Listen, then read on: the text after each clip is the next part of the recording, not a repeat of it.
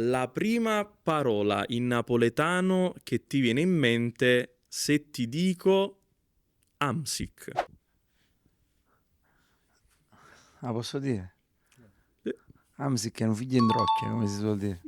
Lo vedete, buono, buono, buono, buono, ma male è che uno è un bello figlio in trocchia. Proseguo. Vai, vai. Mertens. Mertens è scugnizzo. Callejon. Callejon è un chiattillo, Callejon, sembra un chiattillo. Un chiattillo, quelli lì. Maggio. Maggio è... Maggio è Vecio, io lo chiamo Vecio perché è un modo in cui noi ci chiamiamo.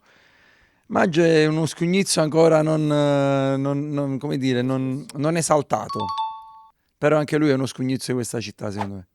Questo è bello. Morgan De Santis. Ieri ho detto, oggi chi ha portato un notaio? Perché per come era vestito sembrava una figura istituzionale. No, Morgan è un direttore ormai, per noi è un direttore. Gemaili. Zemali è la fabbrica del cioccolato, è arrivato con una busta piena di cioccolato dalla Svizzera. Willy Wonka. Hiller. Hiller è il soldato Hiller.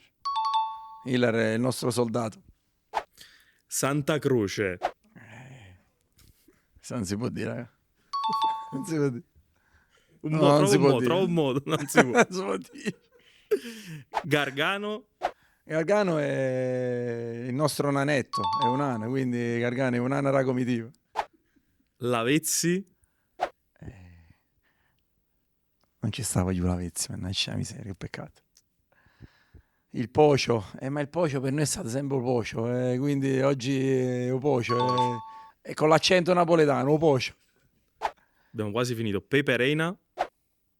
Il sindaco, buon Pepe, il sindaco, il sindaco.